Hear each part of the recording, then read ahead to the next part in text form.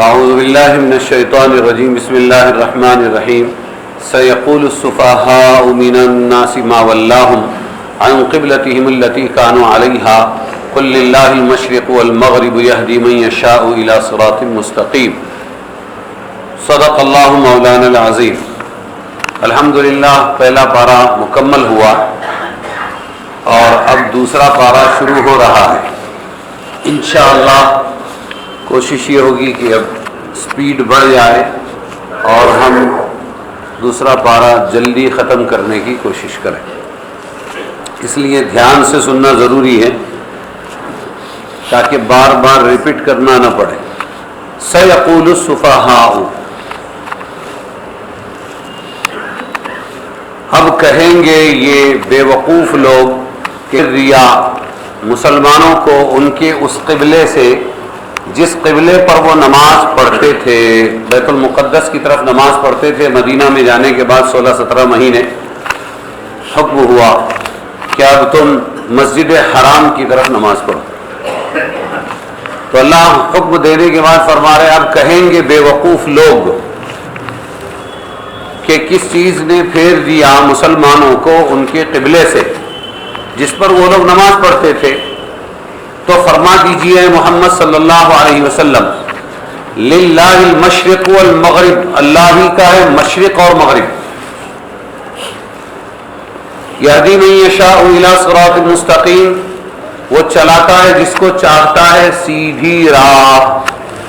یہ ہوا آیت کا ترجمہ، جس سے سمجھ میں آیا کہ قبلہ پھیر دیا گیا بیت المقدس سے مکہ مکرمہ کی طرف، مسجد حرام کی طرف، اور اللہ تبارک و تعالی نے بعض بے وقوفوں کے اعتراض کا تذکرہ کیا اور ان کا جواب بھی اللہ دے رہے ہیں۔ اس آیت میں مخالفین کا اعتراض قبلے کے پھیر دینے کے بارے میں نقل کیا اور پھر اس کا جواب بھی اللہ نے دیا ہے، لیکن اس سے پہلے قبلے کی حقیقت اور اس کی مختصر تاریخ ضروری ہے۔ قبلہ کہتے کس کو ہے؟ قبلے کے لفظی معنی ہے سمت توجہ۔ سمت توجہ کس کو کہیں گے؟ یعنی جس طرف رخ کیا جائے، جس طرف منہ کیا جائے تو وہ طرف قبلہ ہے، جس طرف منہ کیا جائے وہ طرف کو کیا کہیں گے؟ قبلہ۔ یہ ظاہر ہے کہ مومن کا رخ ہر عبادت میں اصل کس کی طرف ہے؟ اللہ کی طرف۔ کس کی طرف ہے؟ اللہ وحدہ لا شریک لہ کی طرف ہوتا ہے۔ اس کی ذات پاک مشرق و مغرب اور شمال و جنوب کی قیدوں اور سمتوں سے بالا تر ہے۔ نہ اللہ مشرق میں ہے، نہ مغرب میں، نہ شمال میں، نہ جنوب میں، نہ اوپر ہے، نہ نیچے ہے، بلکہ ہر جگہ ہے۔ وہ کسی خاص سمت میں نہیں ہے۔ اس کا اثر طبیعی خاص طور پر یہ ہونا تھا کہ کوئی عبادت کرنے والا کسی خاص رخ کا پابند نہ ہوتا۔ جب اللہ کوئی ایک جگہ میں نہیں ہے تو عبادت بھی ایک ہی طرف منہ کر کے کرنا ضروری نہیں ہونا چاہیے۔ جس کا جس طرف جی چاہے وہ نماز پڑھ لے۔ ایک آدمی کسی وقت میں ایک طرف نماز پڑھ رہا ہے اور دوسرے وقت میں دوسری طرف نماز پڑھ رہا ہے، پھر یہ ہوتا۔ لیکن دوسری حکمت الہیہ اس کی، یعنی اس کا حکمت کا کہ تمام عبادت گزاروں کا رخ ایک ہی طرف ہونا چاہیے، ڈسپلن کیا کہیں گے جس کو، اور وہ یہ ہے کہ عبادت کی مختلف قسمیں ہیں۔ عبادت کی قسمیں جیسے آپ جانتے ہیں ذکر ہے، اسی طریقے پر روزہ ہے، یہ انفرادی عبادتیں ہیں، آدمی کھل کر بھی کرتا ہے چھپ کر بھی کرتا ہے، اور نماز اور حج یہ اجتماعی عبادت ہے، سب مل کر کرتے ہیں۔ نماز اور حج کیا ہے؟ سب مل کر کرتے ہیں، تو یہ اجتماعی عبادات ہیں جن کو جماعت اور اجتماع اور اعلان کے ساتھ کرنا چاہیے۔ اعلان کیوں؟ تاکہ سب کو پتہ چل جائے۔ ان میں عبادت کے ساتھ ایک تو عبادت، پھر عبادت کے ساتھ مسلمانوں کو اجتماعی زندگی کے آداب بتلانا اور سکھانا بھی پیش نظر ہے۔ یہ ہے حکمت۔ عبادت کی عبادت ہو جائے، عبادت کے ساتھ میں کیا ہو جائے؟ اجتماعی زندگی کے آداب مسلمانوں میں آ جائے، اجتماعی زندگی کے آداب آ جائیں۔ اور یہ بھی بالکل ظاہر ہے کہ اجتماعی نظام کا سب سے بڑا بنیادی اصول افراد کثیرہ کی وحدت اور یکجہتی ہے۔ اجتماعی زندگی، اجتماعی نظام کا اصول کیا ہے کہ جب بہت سارے لوگ ہوں تو پھر وہ سب ایک جہت میں ہو، ایک سمت میں ہو، جتنی بھی ہوگی اتنا ہی اجتماعی نظام مستحکم اور مضبوط ہوگا۔ انفرادیت اور تشتت الگ الگ، تشتت کا مطلب الگ الگ ہونا، اجتماعی نظام کے لیے سم میں قاتل ہے کا مطلب ہے قتل کرنے والا زہر ہے، سم میں قاتل بول دے۔ پھر نقطۂ وحدت متعین کرنے میں ہر زمانے ہر قرن کے لوگوں کی مختلف راہیں رہی ہے۔ کسی نے سب کو ایک کرنے کے لیے نسل کو بنیاد بنایا، ہم ایک نسل کے، پٹھان نسل کے، اے سیدو ایک جگہ جمع ہو، اے ہاشمیو آ جاؤ، اے بنو عبد المطلب آؤ، ہم پر مصیبت آئی ہوئی ہے۔ تو کسی نے نسل کو اتحاد کے لیے اور اجتماعیت کے لیے نسل کو بنیاد بنایا، نسب کو نقطۂ وحدت قرار دیا۔ کسی نے وطن، اے عراقیو، اے مصریو، اے فرعون کے ملک والو، آج تم پر افتاد پڑی ہوئی ہے۔ کسی نے وطن اور کسی نے جغرافیائی خصوصیات کو کہ ہم فلانی جگہ کے ہیں، ہم فلانے علاقے کے ہیں۔ کسی نے رنگ کو اور کسی نے زبان کو بنیاد بنایا۔ اجتماعیت کے لیے، ایکتا کے لیے، وحدت کے لیے بنیاد کسی نے کیا بنایا کہ ہم گورے لوگ ہیں، یہ کلب صرف گوروں کو ہیں، ہمیشہ ہم لوگ ستائے گئے ہیں، لہذا کالوں کا کبھی بھی گوروں کے ساتھ میل نہیں ہو سکتا، کالے متحد رہو۔ کسی نے زبان کو کہ ہم عربی ہیں، عجمیوں کا ہمارے ساتھ کوئی جوڑ نہیں ہو سکتا، اور ہم مہاراشٹرین ہیں، ہماری زبان الگ ہے، ہم ہندوستانی ہیں، ہماری زبان الگ ہے۔ تو یہ ہے کہ اب لوگوں کو جوڑنا تو بہت ضروری ہے اجتماعی نظام کے لیے، اس کی بنیادیں لوگوں نے الگ الگ بنائی، کسی نے نسل، کسی نے نسب، کسی نے وطن، کسی نے جغرافیائی خصوصیات، کسی نے رنگ اور کسی نے زبان کو بنیاد بنایا۔ تو کیا صحیح ہوا؟ غلط ہوا ہے۔ لیکن دین الہی اور شرائع انبیاء، نبیوں کی جو شریعتیں ہیں، انہوں نے ان غیر اختیاری چیزوں کو نقطۂ وحدت بنانے کے قابل نہیں سمجھا۔ یہ جتنی چیزیں بتائی گئی یہ اجتماعیت لانے والی نہیں، بلکہ یہ تو توڑ پیدا کرنے والی ہے۔ کیا پیدا کرنے والی ہے؟ دیکھ لو آج کیا ہو رہا ہے۔ آج ہمارا جو ملک ہے وہ پریشان کس بنیاد پر ہے؟ آپ سوچ لو کہ سب ٹھیک تھا، لیکن کسی نے کچھ بنیادیں بنائی ہے کہ اس بنیاد پر پورے لوگوں کو لانا ہے، یا دیش کو لانا ہے، یا ایکتا لانا ہے، وغیرہ وغیرہ، تو انتشار ہو گیا۔ دینی اسلام، اللہ کی شریعتوں نے ان غیر اختیاری چیزوں کو نقطۂ وحدت بنانے کے قابل نہیں سمجھا، اور نہ در حقیقت یہ چیزیں ایسی ہیں جو پورے افراد انسانی کو کسی ایک مرکز پر جمع کر سکے، بلکہ جتنا غور کیا جائے گا یہ وحدت در حقیقت افراد انسانی کو بہت سی کثرتوں میں تقسیم کرنے والی ہے۔ یہ سب بنیادیں ہیں لوگوں کو توڑنے کی اور آپس میں ٹکراؤ اختلاف کے اسباب ہیں۔ دین اسلام میں جو در حقیقت تمام انبیاء علیہ السلام کا دین ہے، وحدت کا، ایکتا کا، اصل نقطہ فکر، خیال اور عقیدے کی وحدت کو قرار دیا۔ اس پر پورے انسان پہلے کے بعد کے اور کالے گورے اور مختلف زبانوں والے، مختلف خاندانوں والے جڑ سکتے ہیں۔ کس پر؟ فکر و خیال اور عقیدہ، فکر، خیال اور اس پر سب جڑ سکتے ہیں۔ ایک ہی صف میں کھڑے ہو گئے محمود و ایاز، نہ کوئی بندہ رہا اور نہ کوئی بندہ نواز۔ جی، کالے گورے سب۔ حضور صلی اللہ علیہ وسلم فرماتے ہیں کہ کوئی فضیلت نہیں ہے عربی کو عجمی پر اور گورے کو کالے پر، کوئی فضیلت نہیں ہے۔ ان اکرمکم عند اللہ اتقاکم، ہم نے ایک انسان اور ایک مرد اور ایک عورت سے تم کو پیدا کیا، خلقناکم من ذکر، ایک مرد اور ایک عورت سے تم کو پیدا کیا، وجعلناکم شعوبا وقبائل، اور ہم نے تم کو شعبہ شعبہ، خاندان خاندان، قبیلہ قبیلہ کیوں بنایا؟ سرنیم ساتھ میں کیوں لگائے؟ لتعارفوا، تاکہ تمہیں تمہارا ایڈریس مل سکے، بس اتنا ہی ہے اور کچھ نہیں، تاکہ تمہارا لتعارفوا، تاکہ تم پہچانے جاؤ، تمہارا ایڈریس مل سکے. اچھا تو اس سے اگر فضیلت نہیں ہے تو پھر فضیلت کس کو ملے گی؟ اے اللہ ان اکرمکم عند اللہ اتقاکم، تم میں سب سے زیادہ باعزت وہ ہے جو سب سے زیادہ اللہ کا لحاظ کرنے والا ہے. کالے میں آیا تو کالا افضل ہو گیا، اور اگر گورے سے گیا تو گورا مفضول ہو گیا.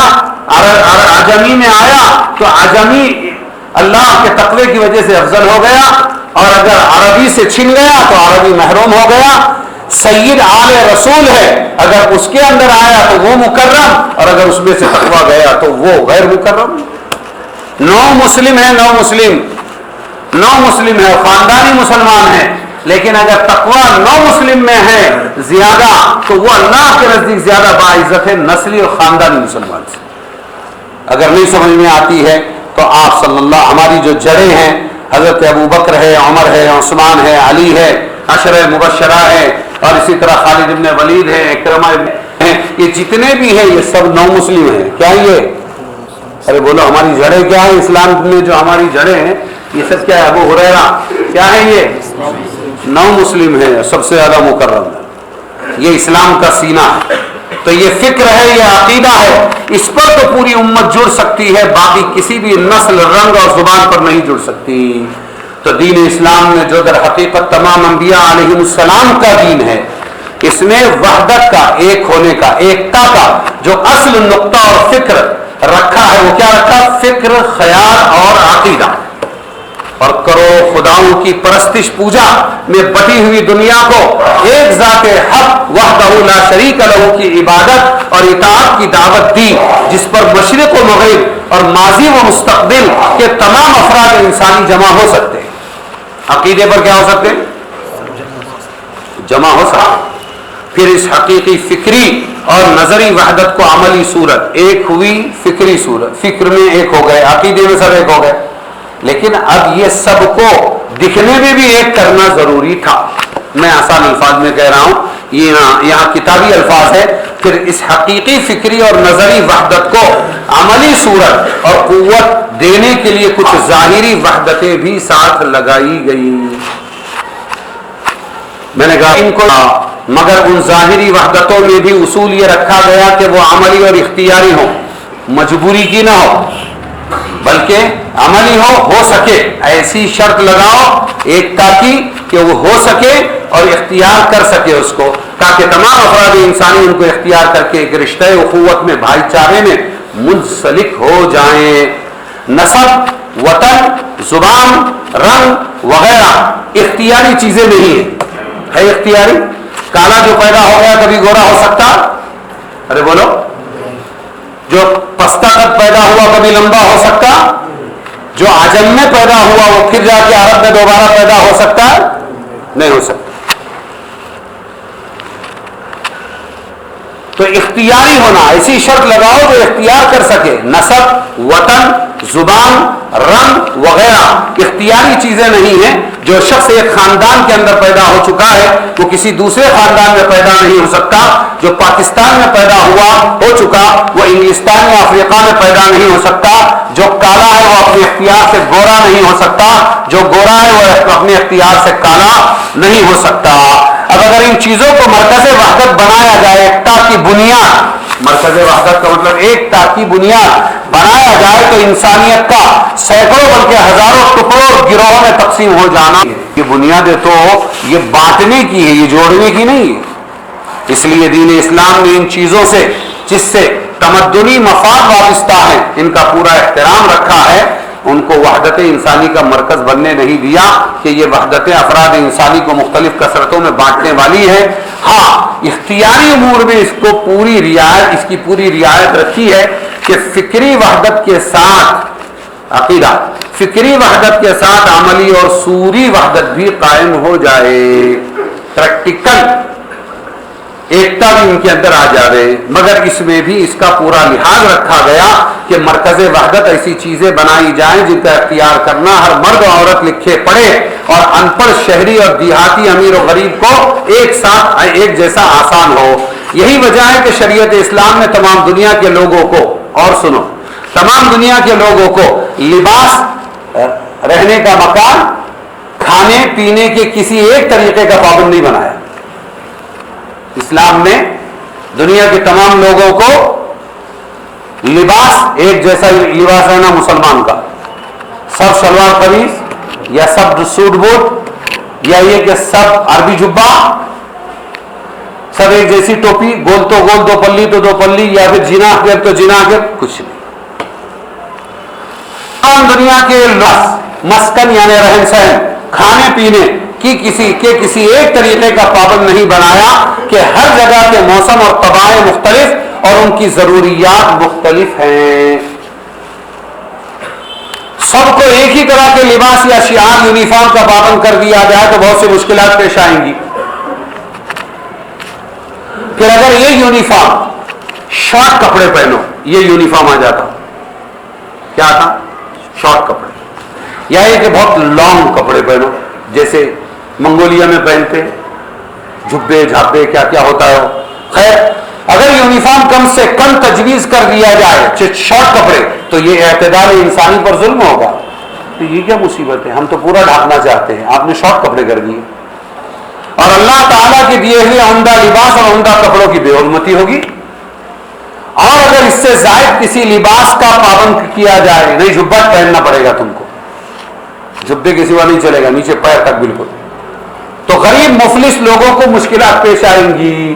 جو آج چھوٹے کپڑوں میں بھی, درمیانی کپڑوں میں بھی اپنا کام چلا لیتے ہیں, وہ لمبے لمبے بڑے بڑے کپڑے ان کے لیے مصیبت بن جائیں گے. اس لیے شریعت اسلام نے مسلمانوں کا کوئی ایک شعار یونیفارم مقرر نہیں کیا. ایک یونیفارم ہمارا نہیں, بلکہ مختلف قوموں میں جو طریقے اور اوزار لباس کے رنگ نظر, ان میں سے جو صورتیں اسراف, بیجا یا فخر وغیرہ یا کسی غیر مسلم قوم کی نقالی پر مبنی تھی, صرف ان کو ممنوع قرار دے کر باقی چیزوں میں ہر فرد ہر قوم کو آزاد اور خود مختار رکھا کہ مرکز وحدت ایسی چیزوں کو بنایا گیا جو اختیاری بھی ہو اور آسان اور سستی بھی ہو. کیا ہو؟ اس لیے یہاں کے مولانا تو پینٹ شرٹ پہن کے نماز نہیں پڑھا سکتے, کیونکہ یہاں دینی لوگوں کا لباس دوسرا رہا. لیکن ہم جہاں بھی گھومے ہیں, آسٹریلیا یا یہ کہ جاپان اور اسی طریقے پر سنگاپور اور تمہارے کیا کہتے ہیں آسٹریلیا وغیرہ, اور وہاں پھر ترکیوں کی مسجدوں میں گئے تو سوٹیڈ بوٹیڈ مولانا رہتے ہیں. وہ تو باقاعدہ جیسے قوم کا لباس سوٹ بوٹ, ویسے مولانا کا لباس سوٹ بوٹ, اس میں کوئی کراہت طبیعت میں نہیں آتی. اور عرب صاحب ہے تو جبہ پہنیں گے, ہر ایک کو آزاد رکھا, کوئی پابندی نہیں, کوئی زبردستی نہیں. ہاں یہ کہا کہ بیجا اسراف کرتے ہو, تم مرد ہو, تمہاری پنڈلیوں تک چھپ گیا تو بس ہے نا, پھر تم عورتوں کی طرح ٹخنوں کے نیچے کیوں رکھتے ہو, تو اس کو منع کیا کہ ٹخنوں کے نیچے مردوں نے نہیں پہننا چاہیے, یہ اسبال ہے, یہ حرام ہے. یہ کہا کہ ایسا مت کرو. یا یہ کہ جہاں پر خاص غیر مسلموں کا شعار ہے, اس علاقے میں کوئی مسلم اپنا رہن سہن چھوڑ کر اگر غیر مسلموں کا طریقہ اپناتا ہے تو اس کو منع کیا. ایسا مت, من تشبہ بقوم فہو منہم, اور فرمایا جو جس قوم کی شباہت اختیار کرے گا وہ انہی میں سے شمار کیا جائے گا اللہ کے پاس. جی, تو مرکز وحدت ایسی چیزوں کو بنایا گیا جو اختیاری بھی ہو, آسان و سستی بھی. ان چیزوں میں جیسے جماعت کی, نماز کی صف بندی. دیکھو یہ ہے ایکتا کا جو اصول بتایا, وہ کیا بتایا کہ نماز میں صف بنا کر نماز پڑھو اور صفیں درست کرو. ایک امام کی نقل و حرکت کی مکمل پابندی. وہ نماز پڑھے, اٹھے تو اٹھو, بیٹھے تو بیٹھو, سلام پھیرے تو سلام پھیرو, پڑھے تو چپ سنو, یہ بتایا گیا. حج میں لباس اور مسکن کا اشتراک. لباس حج میں سب کا ایک جیسا, اوپر چادر نیچے چادر, نیچے پیر کھلے, سب کے سر کھلا, سب ایک جیسے. تو جو کر سکتے ہی پاسبل ایسی چیزوں کو بنیاد اور مرکز وحدت بنایا, اور سستا ہے, کوئی مشکل بھی نہیں. اسی طرح ایک اہم چیز سمت قبلہ کی وحدت بھی ہے. تو اب بتایا کہ نماز اپنا ذکر ہے, وہ اپنا انفرادی طور پر کر لو, روزہ ہے انفرادی رکھ لو, لیکن حج ہے سب کے ساتھ مل کر کرنا پڑے گا, تو لباس ایک جیسا ہونا, سب اعمال ایک جیسے ہونا. پھر نماز ہے اجتماعی چیز ہے, اعلان کے ساتھ پڑھو, اور پھر کیا کرو کہ اس کو طرف پڑھنا چاہیے. اگر ایک ہی مسجد کے اندر چار طرف, اللہ تو چاروں طرف ہے, مشرق میں بھی, مغرب میں بھی, شمال میں بھی, جنوب میں بھی, اور 200 میں سے 50 نے ادھر منہ کر لیا، 50 نے ادھر اور 50 نے ادھر اور 50 نے ادھر، تو مسجد کیسی لگے گی؟ ارے بولو نا. اس لیے اب ضروری تھا کہ ڈسپلن کے واسطے، اجتماعیت کے واسطے عبادت کو سلیقے کے ساتھ ادا کیا جائے اور اس کے لیے قبلہ طے کیا جائے. ارے سمجھے کہ نہیں؟ ہم قبلے کے موضوع پر ہیں اس وقت. ہماری آیت تھی سیقول السفہاء، یہ بیوقوف لوگ کہیں گے کہ وہ قبلہ بیت المقدس کا چھوڑ دیا اور یہ نئے قبلے کی طرف انہوں نے مسجد حرام کی طرف اپنا منہ کیوں کر لیا. اللہ نے فرمایا کہہ دو کہ مشرق و مغرب سب اللہ کے ہیں، اللہ جس کو چاہتا ہے ہدایت دیتا ہے. تو قبلہ کیا چیز ہے ہم یہ تشریح کرتے ہوئے آئے تھے. ایک اہم چیز سمت قبلہ کی وحدت بھی ہے. اگرچہ اللہ کی ذات پاک ہر سمت ہر جہت سے بالا تر ہے، اللہ کسی ایک سمت نہیں ہے. اس کے لیے 6 جہات، اوپر دائیں بائیں آگے پیچھے اوپر نیچے، یہ 6 جہات یہ سب یکساں ہیں. لیکن نماز میں اجتماعی صورت اور وحدت پیدا کرنے کے لیے تمام دنیا کے انسانوں کا رخ کسی ایک ہی جہت اور سمت کی طرف ہونا ایک بہترین اور آسان اور بے قیمت وحدت کا ذریعہ. بہترین، آسان اور بے قیمت. کوئی پیسے لگتے ہیں کہ میرا کعبہ شریف کی طرف بولنے کے لیے کوئی شریف لگتے؟ تو ایک بہترین قبلہ جو ہے، قبلے کی طرف منہ کرنا ایک بہترین، آسان اور بے قیمت وحدت کا ذریعہ ہے قبلہ، جس پر سارے مشرق و مغرب، جنوب و شمال کے انسان آسانی سے جمع ہو سکتے ہیں. ساری دنیا کدھر رخ کرتی ہے؟ کعبۃ اللہ کی طرف. مشرق میں ہو، مغرب میں ہو، شمال میں ہو، جنوب میں ہو. جی اب وہ ایک سمت و جہت کون سی ہو؟ اب آیا سوال. ٹھیک ہے ایک سمت ہو، لیکن کون سی ہو؟ اب وہ کون سی ہو جس کی طرف ساری دنیا کا رخ پھیرا جائے؟ اگر اس کا فیصلہ انسانوں پر چھوڑا جائے. کس پر؟ انسانوں پر چھوڑا جائے تو یہی ایک سب سے بڑا فتنہ بن جائے گا. پھر انسان ہوں گے اور 4 سمت بولیں گے میری رائے یہ ہے کہ ادھر منہ کرو. ایک متولی صاحب بولیں گے نہیں ادھر کرو، دوسرے متولی صاحب بولیں گے ادھر، امام صاحب بولیں گے نہیں ادھر. جی تو اگر انسانوں پر قبلے کی تعین چھوڑی جائے یہی ایک سب سے بڑی بنا اختلاف اور نزاع بن جاتی. اس لیے ضروری تھا کہ قبلہ کون طے کرے؟ ارے بولو نا، اللہ ہی طے. کون طے کرے؟ ہاں. حضرت آدم علیہ السلام کو اللہ نے دنیا میں اتارا تو فرشتوں کے ذریعے بیت اللہ کعبہ کی بنیاد پہلے ہی رکھ دی. تو اللہ نے طے کر دیا پہلی بنیاد. ہاں یہ سننے کی چیز ہے. یہود کیا کہہ رہے ہیں؟ رولنگ پارٹی کیا کہہ رہی ہے؟ ہاں جو حکومت کرنے والی پارٹی تھی اس وقت مدینہ کے اندر وہ کون سی تھی؟ یہود. کیونکہ 1,24,000 انبیاء ان کے خاندان میں آئے تھے. تو سب سے منہ سے پیدا ہونے والے کسے منہ سے پیدا ہوا؟ ڈنڈ سے پیدا کیا، مانڈی سے پیدا کیا اور پیر سے پیدا کیا. تو ہم منہ سے پیدا ہوئے، پیدا کرنے والے کے سر سے پیدا ہوئے. ہم اپنا اللہ کے بیٹے ہیں، وہاں بھی دعویٰ تھا. تو پھر وہ دماغ جو ہے وہ چکرا جاتا ہے. تو کیا دعویٰ کرنے لگے ہو کہ دیکھو بیت المقدس اصلی کعبہ تھا، یہاں سے ان لوگوں نے 16 مہینے کے بعد منہ پھیر لیا، ان کا قبلہ تو روز بدلتا رہتا ہے. تو اصل قبلہ کس کو بتا رہے؟ یہودی لوگ اور عیسائی لوگ بیت المقدس کو. حالانکہ سب سے پہلے آدم دنیا میں آئے ہیں اور اللہ نے کعبۃ اللہ کی بنیاد کس کے ذریعے رکھی؟ ارے بولو نا، کس کے ذریعے؟ آدم علیہ السلام کے ذریعے. فرشتوں کو مدد کے لیے بھیجا. حضرت آدم اور اولاد آدم کا سب سے پہلا قبلہ یہی بیت المقدس ہے. اور قرآن سرٹیفکیٹ ہے ان اول بیت وضع للناس عالمین. بے شک سب سے پہلا وہ گھر وضع للناس جو بنایا گیا لوگوں کے لیے، للذی البتہ وہ ہے ببکہ جو مکہ میں ہے، مبارکن وہ مبارک ہے اور ہدایت کا ذریعہ ہے، للعالمین تمام جہان والوں کے لیے. تو دعویٰ تو کوئی بھی کرے گا، دلیل بھی ہونا چاہیے نا. دعویٰ کیا ہے؟ کہ بیت المقدس پہلا قبلہ ہے. کیا دعویٰ ہے ان کا؟ ارے بولو نا. حالانکہ کون پہلا قبلہ ہے؟ کعبۃ اللہ. کون پہلا قبلہ ہے؟ ایسے ہی بولنے والے بولیں گے ہاں کہ گھر واپسی کرو. کیوں؟ اس لیے کہ اصل تم بھی کیا تھے؟ کہ تم بھی ہمارے جیسے تھے. لیکن اسلام آیا تو تم یہاں اس دھرتی پر مسلمان بن گئے، اس لیے تمہارا اصل مذہب کون سا ہے؟ وہ بولیں گے تمہارا اصل مذہب غیر اسلام ہے۔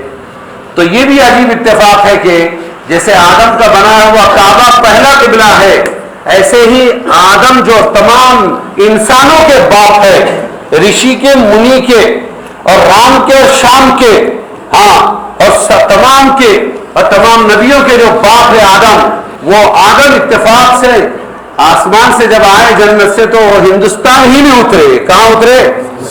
تو پریورتن کس کا ہوا؟ اصل کیا ہے؟ اصل تو اسلام ہے۔ سری لنکا میں اترے حضرت آدم علیہ السلام، اور تمام دنیا متفق ہو کر کہے گی کہ آدم کسی بت کی پوجا نہیں کرتے تھے۔ کرتے تھے کیا؟ تو پھر کس نے کرنا چاہیے؟ سوچ لو۔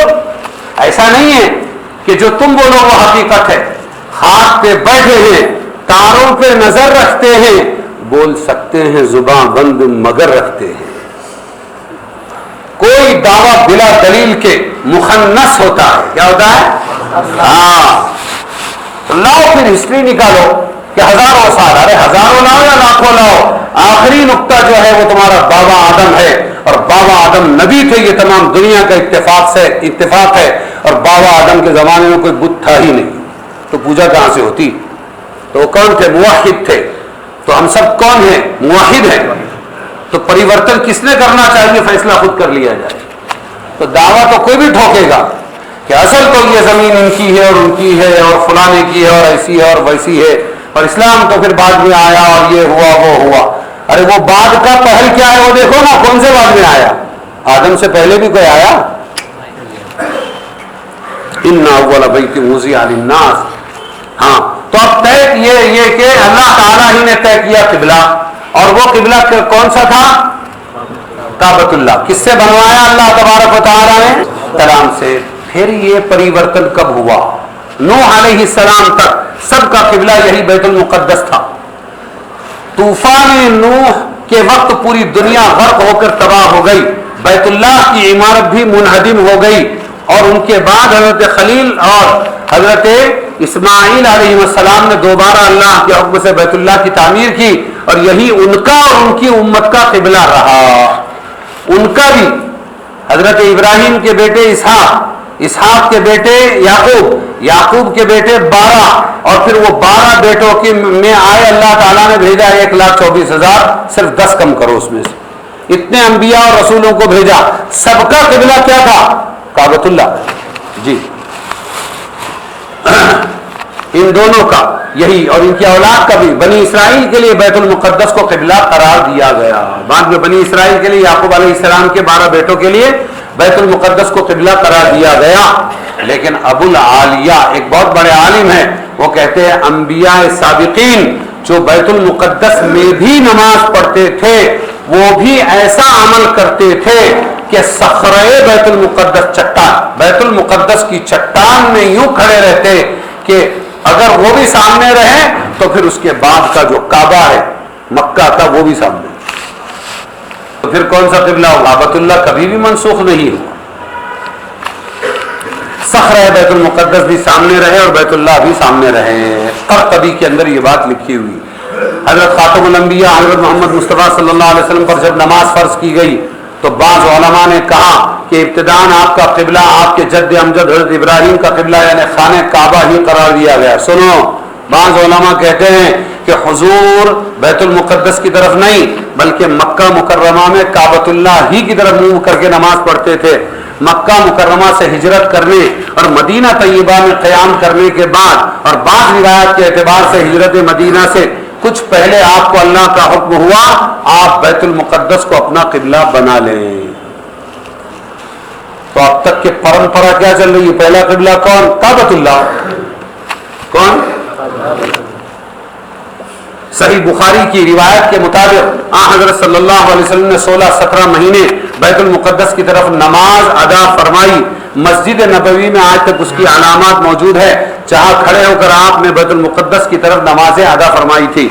حکم خداوندی کی تعمیل کے لیے تو سید الرسل سراپا اطاعت تھے اور اللہ کے حکم کے مطابق نمازیں بیت المقدس کی طرف ادا فرما رہے تھے، لیکن آپ کی طبعی رغبت اور دلی خواہش یہی تھی کہ آپ کا قبلہ کیا بن جائے؟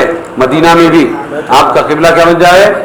اور اللہ سنتا ہے، اللہ تعالیٰ نے آیت نازل کی، قد نرا تقلب وجهک فی السماء، دیکھ لیا ہم نے دیکھ لیا، نرا ہم دیکھتے ہیں، تقلب وجهک، اے نبی آپ کے چہرے کا اٹھنا بار بار آسمانوں میں، فی السماء فلنولینک قبلۃ ترضاها، تو ہم عن قریب آپ کو پھیر دیں گے ایسے قبلے کی طرف جس سے آپ راضی ہیں، جس کو آپ پسند کرتے ہو، فولی وجهک شطر المسجد الحرام، تو پھیر دو اپنے چہرے کو مسجد حرام کی طرف۔ یہ حکم تھا، اس سے ہمارا یہ قبلہ ہمیشہ کا کعبۃ اللہ والا بن گیا۔ اس آیت میں رسول صلی اللہ علیہ وسلم کی تمنا کا اظہار فرما کر اس کو پورا کرنے کا حکم دے دیا گیا کہ آئندہ آپ مسجد حرام کی طرف کیا نہ کریں، مسجد حرام کی طرف رخ کریں۔ کچھ شرعی مسئلے ہیں، بہت ضروری ہے۔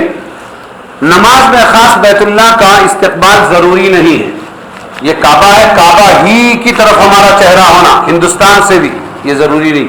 کیسے ہو سکتا ہے؟ ناممکن ہے۔ اس کی سمت کا استقبال بھی بیرونی دنیا کے لیے کافی ہے۔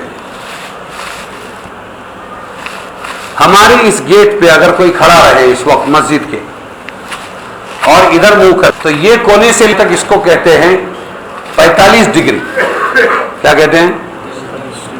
یہ 45 ڈگری، اور کعبہ ہے خاص یہاں، تو کعبۃ اللہ کے سامنے مسجد حرام میں جب نماز پڑھیں گے تو کدھر بھی پڑھو، یا کسی پہاڑ پر کھڑے ہو مکہ کے اور وہاں سے کعبہ دکھ رہا ہو تو کہیں بھی نماز پڑھو، کعبہ کی طرف ہی پڑھنا ضروری ہے۔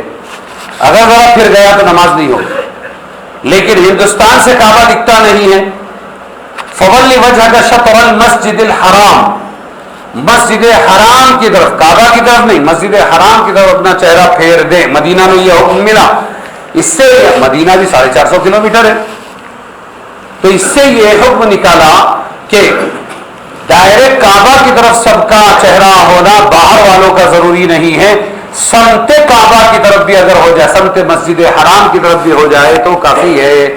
تو اب ہمارا، وہ کھڑے رہو علی بھائی، وہاں کھڑے رہو، بیچ میں کھڑے رہو دروازے کے پاس، ہاں ادھر ذرا گھومو ادھر، ہاں ابھی بھی نماز ہو جائے گی، اور گھومو تھوڑا ادھر، گھومو ادھر، ابھی بھی نماز ہو جائے گی۔ اگر وہ کونے سے اس طرف ہو گیا چہرہ تو نماز نہیں ہوگی۔ ادھر گھومو، اگر یہ گھومتے گھومتے یہ کونے سے اس طرف ہو گیا تو 45 ڈگری سے نکل گئے تو نماز نہیں ہوگی ہندوستان والوں کی۔ لیکن اس سے پہلے یہ 22.5 ڈگری اور یہ 22.5 ڈگری، 45 ڈگری کے اندر اگر گھومتا ہے آدمی، کسی بھی مجبوری کی وجہ سے، معلوم نہیں، بیٹھ جاؤ، کسی بھی مجبوری کی وجہ سے کہ معلوم نہیں، اور گھوم گیا، پڑھتے پڑھتے بعض مرتبہ ایسا ہوتا ہے آدمی لے میں پڑھ رہا ہے، آنکھیں بند ہے، اور تھوڑی دیر کے بعد جب آنکھ کھلی تو ذرا سرک گئے تھے اس طرح، نماز نہیں ہو جائے گی نماز۔ یہ سہولت اللہ تبارک و تعالیٰ کی طرف سے ہے کہ جو لوگ کعبے کے سامنے نہیں ہیں بلکہ، اچھا بہت سی مسجدیں ہیں، ان مسجدوں کو لوگ بولتے ہیں توڑ لو، ارے کیوں؟ اس زمانے میں آلہ بلا نہیں ملا ہوگا، انہوں نے اندازاً سورج ویرج کو دیکھ کے قبلہ بنا لیا، وہ مسجد بنی ہوئی کیوں؟ قبلہ کدھر ہے اس کا؟ ایسا ہو جائے گی نماز، کائے کو توڑتے ہو؟ توڑنا ضروری نہیں، کیونکہ یہ 45 ڈگری کے اندر، یہاں سے 22.5 ڈگری کے اندر ہو، تو بہت سہولتیں ہیں۔ یہ مسئلہ آپ سمجھ گئے ہو تو آگے بڑھیں۔ آگے ہے قل للہ المشرق والمغرب، اس آیت میں اللہ تعالیٰ فرماتے ہیں مشرق اور مغرب اللہ ہی کے، جس کو چاہے ہدایت دے۔ اس میں استقبال قبلہ کی حقیقت کو واضح فرما دیا کہ کعبہ اور بیت المقدس کی کوئی خصوصیت نہیں ہے۔ کعبہ اور بیت المقدس کی کوئی خصوصیت کس کی ہے؟ اللہ۔ اور بیت المقدس خاص بنے اس کی مہربانی سے۔ کس کی مہربانی سے؟ ہاں، اس کی مہربانی سے۔ حکم ربانی نے ان کو امتیاز دے کر قبلہ بنا دیا۔ اگر وہ چاہیں تو ان دونوں کے علاوہ کسی تیسری چیز کو بھی اللہ قیمت دے دے قبلہ بنا دے، پھر جس کو قبلہ بنا دیا گیا اس کی طرف رخ کرنے میں جو کچھ فضیلت ثواب ہے اس کی روح اللہ کی اطاعت کے سوا کچھ نہیں۔ ہم اللہ کی اطاعت اصل کرتے ہیں، جو بانی کعبہ حضرت ابراہیم کا بنیادی اصول ہے. لیس البر آگے آیت میں ہے لیس البر ان تولوا وجوہکم قبل المشرق والمغرب. یہ کوئی نیکی نہیں ہے کہ تم مشرق کی طرف منہ کرو جیسے وہ لوگ کرتے تھے. مدینہ سے مشرق کی طرف کیا تھا؟ بیت المقدس تھا. یہ دیکھو ادھر سے ہم پڑھتے ہیں نماز اس طرف تو یہ ہے ہمارا مشرق اور یہ ہے مغرب, ٹھیک ہے نا. اور وہ لوگ نماز پڑھتے تھے اس طرف, کس طرف پڑھتے تھے؟ شمال کی طرف, وہ بیت المقدس ہے. اور یہاں تھا کعبہ تو یہ ہوا جنوب, ٹھیک ہے. لیکن اللہ تعالیٰ ان کو نہیں کہہ رہے ہیں بلکہ ہم سے کہہ رہے ہیں, سب سے کہہ رہے ہیں کہ مشرق و مغرب کی طرف منہ کرنا یہ کوئی کمال نہیں, کوئی نیکی نہیں ہے. وَلَٰكِنَّ الْبِرَّ مَنْ آمَنَ بِاللَّهِ وَالْيَوْمِ الْآخِرِ. لیکن نیکی اللہ پر ایمان لانا ہے. کیا ہے بولو جی. آگے ایک آیت میں ہے اَيْنَمَا تُوَلُّوا فَثَمَّ وَجْهُ اللَّهِ. تم جدھر منہ کرو گے جدھر منہ کرو گے, ارے بولا نا, اس طرف اللہ ہے. ان آیات میں قبلہ اور استقبال قبلہ کی حقیقت کو بھی واضح فرما دیا کہ اس میں ان مقامات کی کوئی ذاتی خصوصیت نہیں بلکہ ان میں فضیلت پیدا ہونے کا سبب یہ ہے کہ ان کو اللہ نے قبلہ بنایا ہے. آپ صلی اللہ علیہ وسلم کے لیے قبلے میں تغیر و تبدل فرمانے کی یہ بھی حکمت ہوئی کہ عملی طور سے لوگوں پر یہ واضح ہو جائے کہ قبلہ کوئی بت نہیں ہے. قبلہ کیوں بدلا اللہ کے رسول کے لیے؟ 16 مہینے کے بعد بیت المقدس کینسل اور مسجد حرام اس کو بنا دیا قبلہ, تاکہ پتہ چل جائے لوگوں کو کہ ہمارے مسلمانوں کے یہاں معبود کون ہے؟ صرف اللہ ہے. اور یہ قبلے جو ہے چاہے بیت المقدس ہو چاہے کعبۃ اللہ ہو, یہ ہمارے لیے بت نہیں ہے. اللہ حکم دے گا اس کو بھی چھوڑ دیں گے. کیا کریں گے؟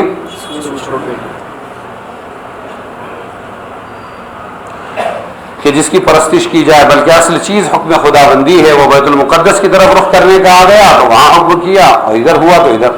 وما جعلنا القبلة التي كنت عليها الا لنعلم من يتبع الرسول ممن ينقلب على عقبيه. اور ایک امتحان تھا. اللہ فرماتے ہیں ہم نے قبلہ کیوں بدلا؟ اس لیے بدلا تاکہ ہم ظاہر کریں کہ کون اللہ سے بات ہٹ جاتا ہے. اس حقیقت قبلہ کے بیان سے ان بے وقوفوں مخالفین کا بھی پورا جواب ہو گیا جو قبلے کے بارے میں تغیر اور تخییر کو اصول اسلام کے منافی سمجھتے اور مسلمانوں کو طعنہ دیتے تھے. آخر میں اللہ نے فرمایا جس کو چاہے اللہ ہدایت دیتا ہے. ایک حدیث ہے وہ پڑھ کے ختم کرتے ہیں. مسند احمد کی ایک حدیث میں حضرت عائشہ رضی اللہ عنہا سے منقول ہے کہ رسول اللہ صلی اللہ علیہ وسلم نے فرمایا اہل کتاب کو مسلمانوں کے ساتھ سب سے بڑا حسد 3 چیزوں میں ہے. اہل کتاب کو یعنی یہ یہودیوں اور عیسائیوں کو مسلمانوں سے حسد 3 چیزوں میں ہے. ایک یہ کہ ہفتے میں ایک دن عبادت کے لیے مخصوص کرنے کا حکم ساری امتوں کو ملا تھا. ہفتے میں ایک دن عبادت کرو, 6 دن کام کرو. یہود نے سنیچر کو اپنا عبادت کا دن بنا لیا اور عیسائیوں نے اتوار کا دن اپنی عبادت کا دن بنا لیا. اور حقیقت میں اللہ کو کیا چاہیے تھا کہ جمعہ کا دن ہو, اور جمعہ مسلمانوں نے اپنا دن بنا لیا عبادت کا. یہ جلن ہے ان سمجھ میں آئے. اس کی بہت تفصیل ہے حدیثوں میں جو مسلمانوں کے انتخاب میں آیا. ایک تو یہ جلن کی سبب ہے جمعہ, دوسرے جلن کا سبب ہے, اور دوسرے وہ قبلہ جو تحویل کے بعد مسلمانوں کے لیے مقرر کیا گیا اور کسی امت کو اس کی توفیق نہیں ہوئی, یعنی کعبۃ اللہ مسجد حرام. یہ بھی جلن. تیسرے ایمان کن کہنا, اس لیے کہا کرو آمین کہنا. آمین کا مطلب ہے اے اللہ قبول کر لے, یہ مطلب. یہ تینوں خصلتیں صرف مسلمانوں کو میسر ہوئی, اہل کتاب ان سے محروم ہے. آج کے لیے اتنا کافی ہے. آئندہ آہستہ آہستہ انشاءاللہ رفتار بڑھایا کریں گے, اور جب